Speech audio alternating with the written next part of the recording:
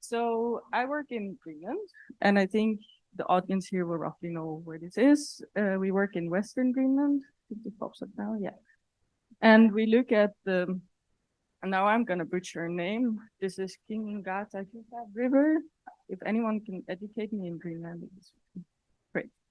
Also known as the Watson River catchment, and there we do a variety of methods and to investigate the sediment transport, both on a seasonal scale as well as on a potentially multi-year or yearly scale.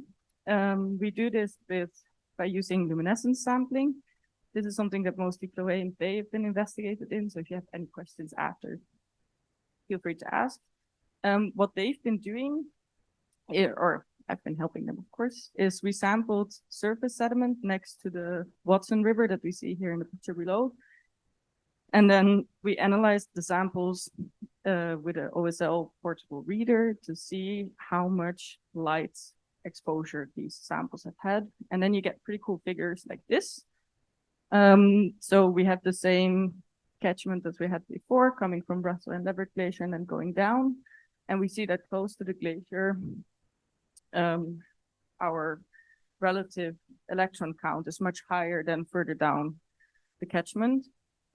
This can tell us something about transport time and sediment dynamics in this river. This is results from the last 2 years. The new samples are in the lab now. Something else that's quite cool that we did is we sampled suspended sediment samples, but then with a dark bottle in an attempt to see the same kind of signals in these suspended sediment samples. And then my focus area is more the Leverett Glacier, which has been elaborately studied before by Andrew, who's also seen him this morning. And what we're trying to do is investigate the sediment transport in this area. And to get an idea of what's actually happening in this area, we have 2 time-lapse cameras installed. What we did is we sampled suspended sediments to calibrate to our sensors that we have installed. They measure turbidity. Turbidity is basically how dirty is my water. And when I know how dirty my water is measured by its sensor, I can take a suspended sediment sample and then filter them all. And then we get an idea about the suspended sediment concentration. And then we did dye tracing, which also mostly looks quite cool. And this is to calibrate our pressure sensor. Oh, there's even sound. Wow. To calibrate our pressure sensor to the amount of discharge that we calculate based on how the dye passes through the river. And then we hope to be able to get this graph, which is now just level, and turbidity into something which says discharge, so how much water is passing through, and suspended sediment content, how much sediment is passing by. And in addition to this, we also have, this obviously only talks about the fine-grained sediment, and for the coarser stuff that rolls and rumbles in the river, we have geophones installed, of which I don't have the data presented here yet, because that needs a bit more processing and doesn't look so nice. That's it. So we stay in the Arctic, but we go from rivers and water to vegetation. So I'm a vegetation ecologist at the University of Basel, and my team and me were this year on Svalbard to collect plant samples. And the reason why we're doing is that we're interested in species distribution and how they change during the Anthropocene. So a bit about the background. We live in this era called the Anthropocene, where we have a lot of dramatic changes, and they're actually increasing exponentially. And that has consequences for species as well, for plant species, which means that all species are adapted to some kind of environmental conditions. And when they change, they also change their distribution. The problem is that we need historical data to know what has happened, and there's not all that much historical data. So far, most people just assume that these species redistributions are quite linear over time, just because of the lack of data, which makes, of course, not all that much sense when we know they change their distributions according to environmental conditions, which change exponentially. So what we're up to is trying to get more data. So that is a huge endeavor that we're into at the moment. We have about 4,000 data points all over Europe. So it's all high alpine or Arctic data. And all of these points have multiple observations over time. So we're doing the 3rd or 4th, or in some cases, even the 13th resurvey to know how things actually develop over time. The problem with this so far was that we actually do not have multiple observation points from the high Arctic. And this is what we've been doing this year. So in the background, this picture we can see is me on the right and one of the team members looking at the plot. So we can actually not wait to fill up our equipment because that's all of the equipment we need. It's just tent pegs and a little rope around it. And we just observe all the species that are there. And all of these plots were already observed in historic times. So we can actually parameterize what has happened over time. I already talked a bit about the aims. So what our big expectations are is that species are not only changing their ranges up to high elevations into higher latitudes, but there's also an acceleration of these range shifts. But we do also know that most species actually do lag behind, so they're slower changing or shifting their ranges than the climate is changing. So we have this accumulation of so-called extinction depths. So a species is still somewhere present, even though we know the conditions are actually not favorable for that species anymore. So we know it's going to get locally extinct at that point.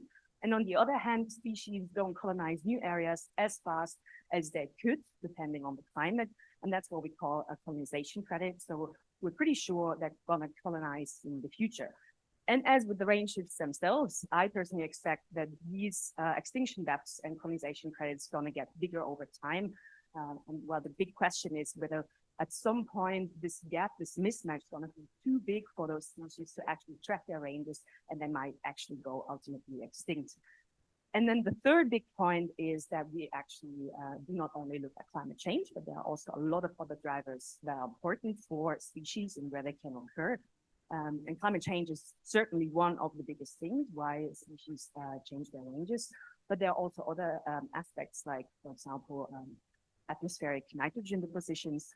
And to actually calculate what drives these ranges, we need this huge area of different environmental conditions and combinations of these conditions to actually calculate what is driving that, so that we know a bit better in the future where we should act the fastest and what has the most detrimental consequences for the super beautiful Arctic and high alpine nature. That was it. Thank you very much. Hello, everyone. My research question was how the industrial activity has changed in the Arctic in the last couple of decades.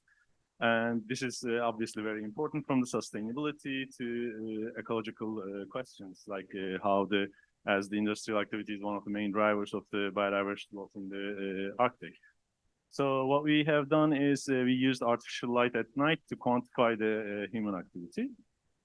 And that's like previous research has been showing like the artificial lights are used actually to quantify how the human activity changes during the time of COVID, for example, or different research was already published. So basically what we have done, we used artificial light to quantify the industrial activity and urbanization patterns in the Arctic. And we used the regional analysis because that is very regionally, very concentrated, the economic activity.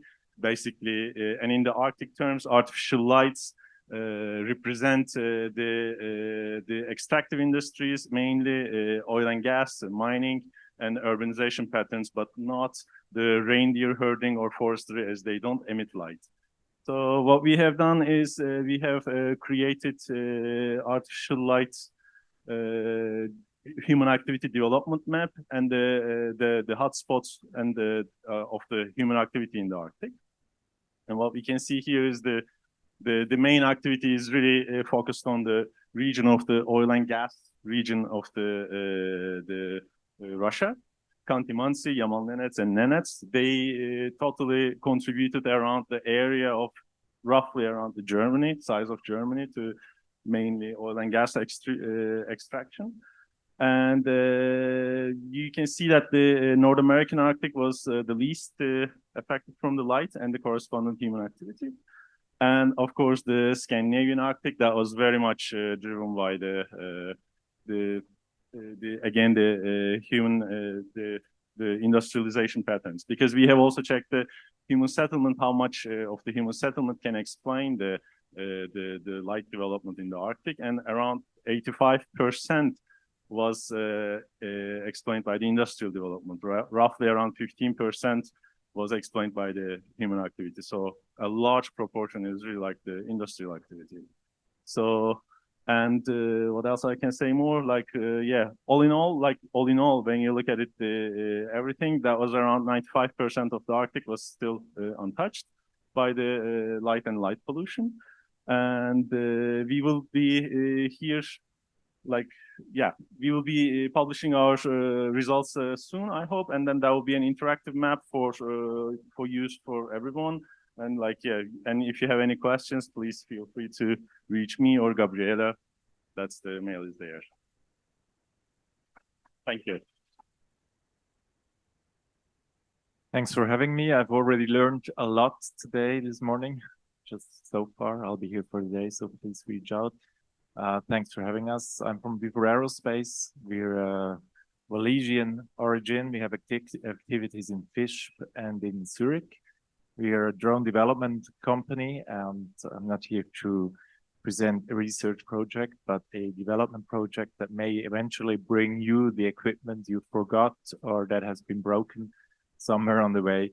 So we also want to contribute to team spirit in the Arctic. We are developing tilt-wing aircraft, so aircraft that are able to start and land like a helicopter, but then they convert into a fixed-wing aircraft, and they're very efficient in cruise, so able to cover long distances or fly for long hours. We're doing this in different categories, so from a 15-meter wingspan to a 6-meter wingspan to a very small version. The images you see here is the so-called Aero Mini project. This is the smallest version we are developing. And the design target here is 3 to 5 kilograms of payload and 90 minutes of flight time, fully electric. We're also having hybrid development projects for longer flight times.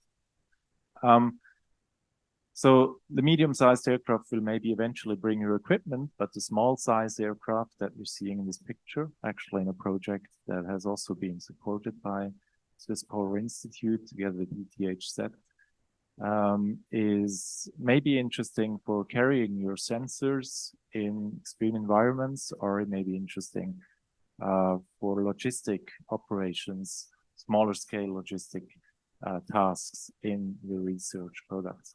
This is our internal development platform.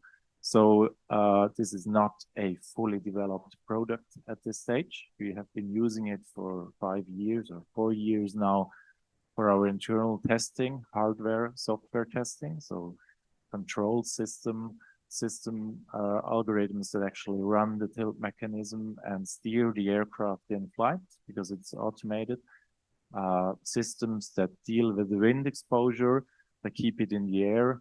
It's already quite stable, but we want to take this project one step further. And that's what I'm specifically here of.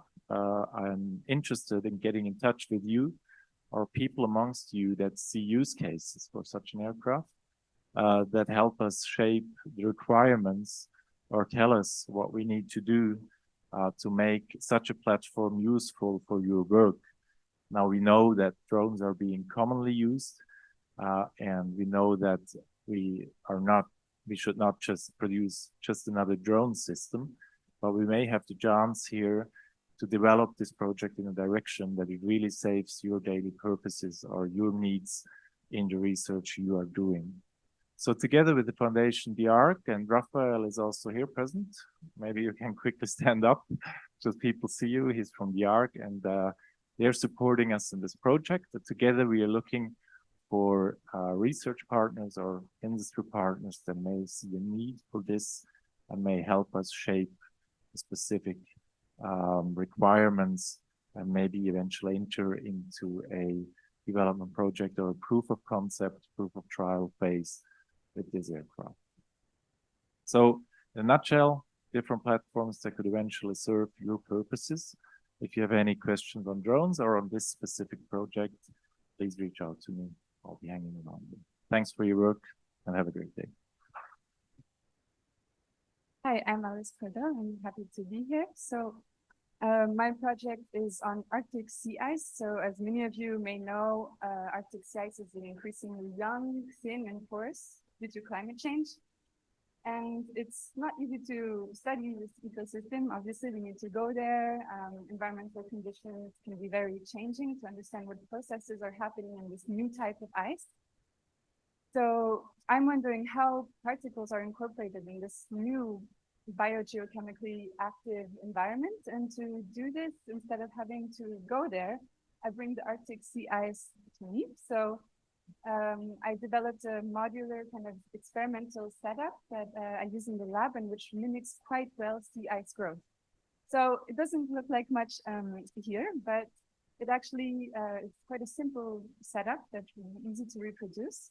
And it allows us to have the same structure as sea ice, like you can find the young sea ice in the environment.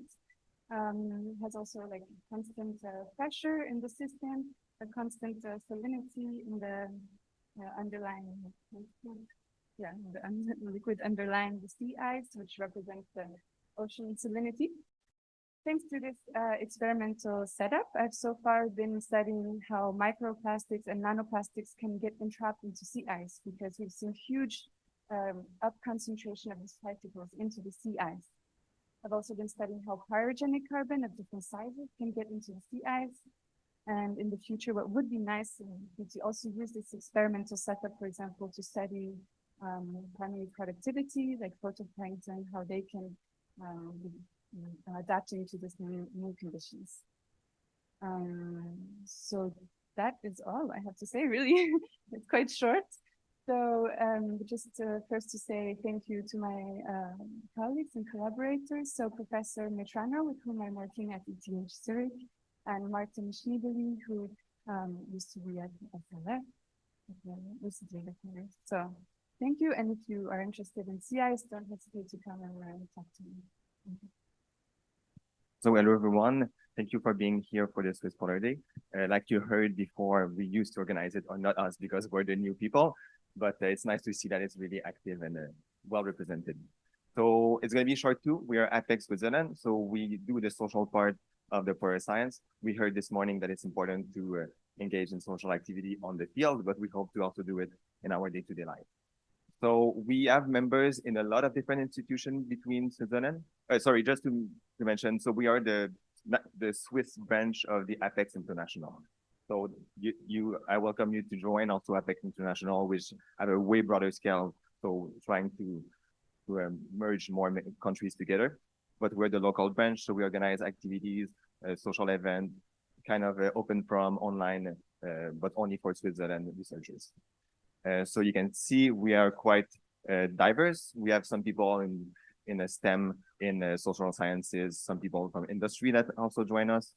We are mostly PhDs, but we have postdocs. We have always people from SPI joining us in our activities, or people that want to come back into science, so applying to PhDs, let's say. Like I mentioned, we organize activities. Since 2 years now, we do a Young Project visit, so top of Europe, funded by SPI. So we are planning to organize it again, probably in November, if everything go well.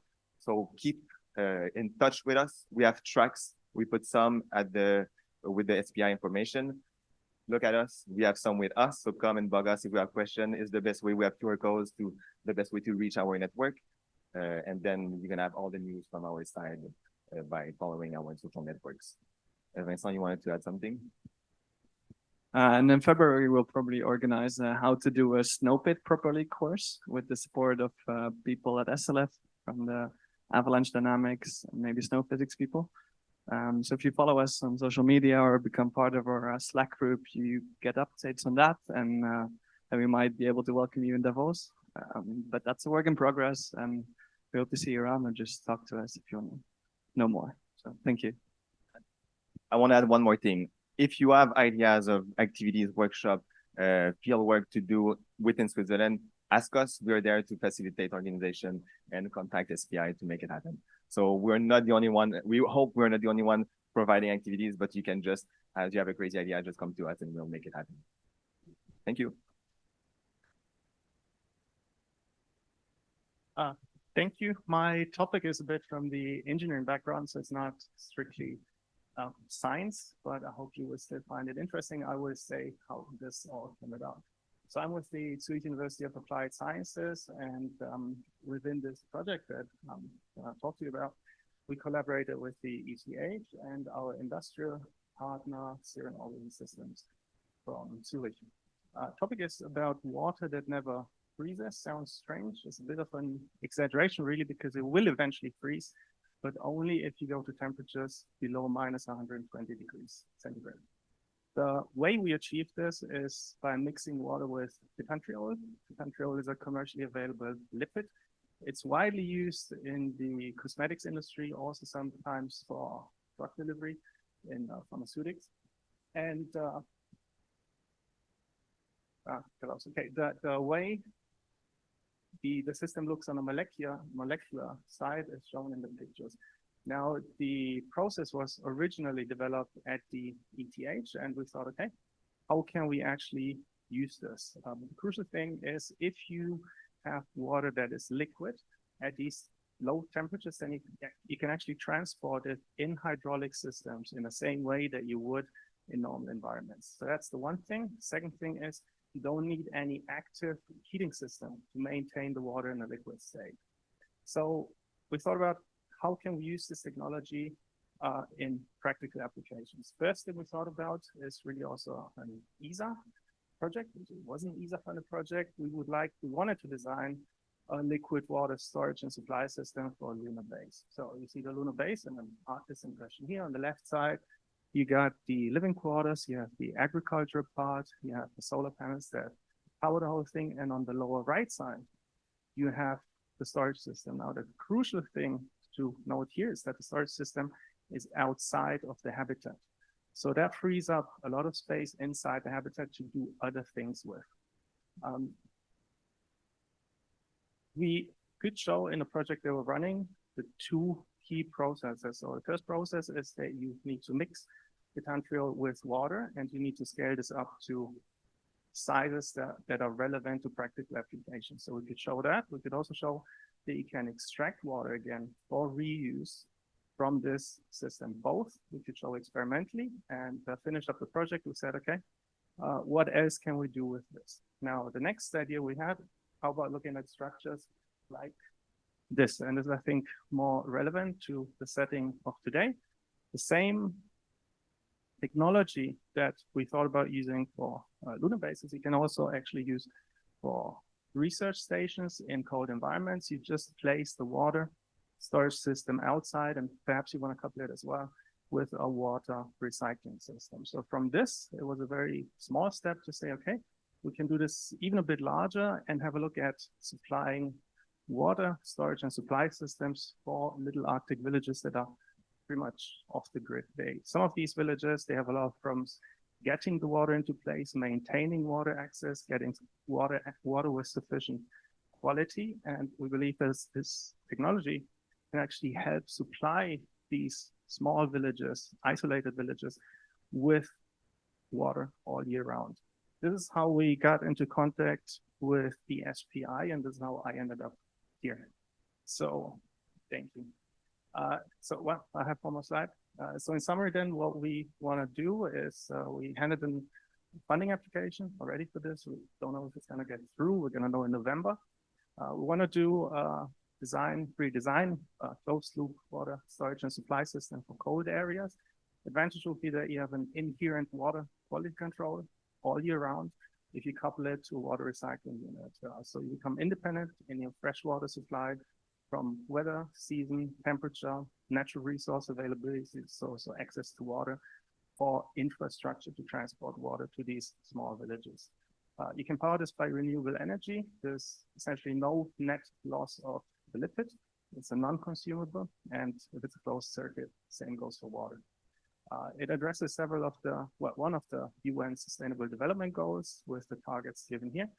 If you are interested, I'd be very happy to get in touch with you if you see any potential application for this.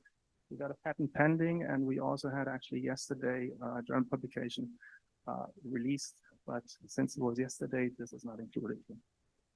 Thanks.